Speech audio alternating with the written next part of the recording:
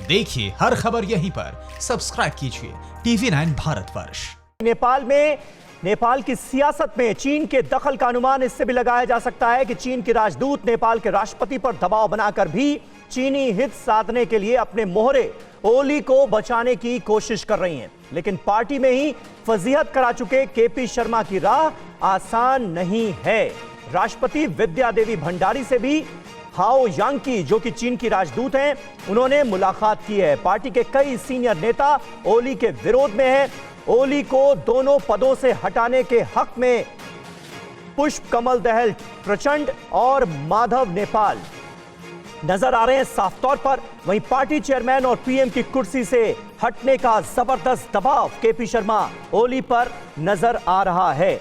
युवराज घिमरे साहब, आप किस तरह से इस खबर को देखते हैं? और जिस बात का जिक्र अजय चौरसिया, जो कि सांसद रह चुके हैं नेपाल में, उन्होंने जिस बात का जिक्र किया कि अब चीन के दबाव में अगर प्रचंड या फिर ओली विरोधी अपना कदम पीछे खींचते हैं तो बात अलग है, वरना जो हालात हैं उसमें कहीं ना कहीं केपी शर्मा ओली के खिलाफ माहौल बनता हुआ नजर आ रहा है और उनको कुर्सी छोड़नी पड़ सकती है। आपको लग रहा है कि यह पॉसिबल है?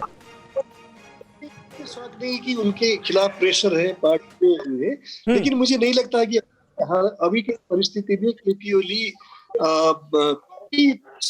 सकता है, लेकिन केपी ओली कुछ सप्ताह के लिए हो, कुछ महीने के लिए हो, मेरे ख्याल से बने रहेंगे, क्योंकि संसद के अंदर में कम्युनिस्ट पार्टी, पार्लियामेंट्री पार्टी के अंदर में केपी शर्मा मेजोरिटी है। स्टैंडिंग कमेटी का डिसीजन एक मोरल प्रेशर हो जाता है, लेकिन पार्टी के पार्लियामेंट्री पार्टी में उनका मेजोरिटी। लेकिन आप लोग इस तरह बहस कर रहे हैं कि सारा चीन कर रहा है। एक चीज देखिए, आप लोगों को बहुत ध्यान देना होगा। युवराज घिमरे साहब, हम जो कर रहे हैं और जो दिखा रहे हैं वो पुख्ता खबरों के आधार पर कह रहे हैं।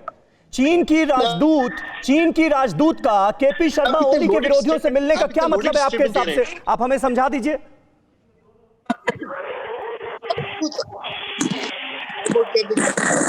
नहीं, युवराज घिमरे साहब, आपकी आवाज ठीक तरीके से नहीं पहुंच पा रही है। मैं आपसे यह गुजारिश कर रहा था सर, कि चीन की राजदूत का केपी शर्मा ओली के विरोधियों से मिलना यह क्या बता रहा है ऐसे वक्त में जब ओली के खिलाफ माहौल बन रहा है, पद छोड़ने का दबाव है?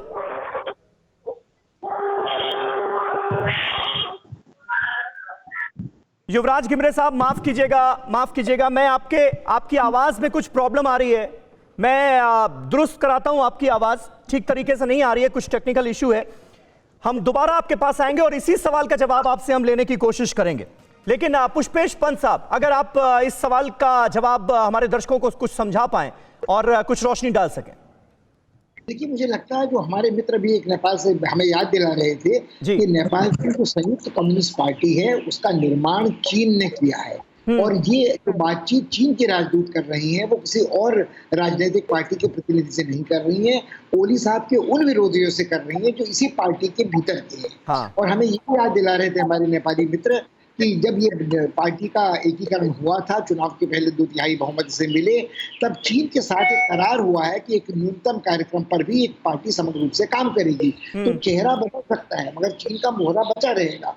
और मुझे लगता है कि हमें याद रखना चाहिए कि कई बार अतीत में ऐसा हुआ है कि भारतीय राजदूत हो, अमेरिकी राजदूत हो, उन्होंने भी बड़े बड़े राजनेताओं से नेपाल में बातचीत की है। और जब तक वहाँ गणतंत्र नहीं था, राजशाही चलती थी, तब तक तो भारतीय राजदूत अपने को नायब लाट समझा करते थे। वो सर सीपीएम को लेकर के उन श्याम सरन तक, जिनके नाक के ठीक नीचे नरसंहार राजमहल में नेपाल में हुआ, और ये सारी तैयारी धरी की धरी रह गई कि भारत की गुप्त सेवा क्या करती है, भारत के राजदूत कितने कुशल और दूरदर्शी हैं। तो हमें लगता है कि बात भूलनी नहीं चाहिए। जो कुछ नेपाल में इस वक्त हो रहा है, मैं आपसे सहमत हूं कि चीन हो सकता है नेपाल की राजनीति में सीधा प्रत्यक्ष अवांछित हस्तक्षेप कर रहा हो, मगर ये कहने का अधिकार नेपालियों को है, भारतीयों को नहीं है। हमारी चिंता अपने न्यूनतम सामरिक और आर्थिक राष्ट्रीय हितों को नेपाल भूमि में सुरक्षित रखने के होने चाहिए। जब तक नेपाल की कोई भी सरकार जिसे वहां का जन समर्थन प्राप्त है वो भारतीय हितों की उपेक्षा नहीं करती, सामरिक और आर्थिक,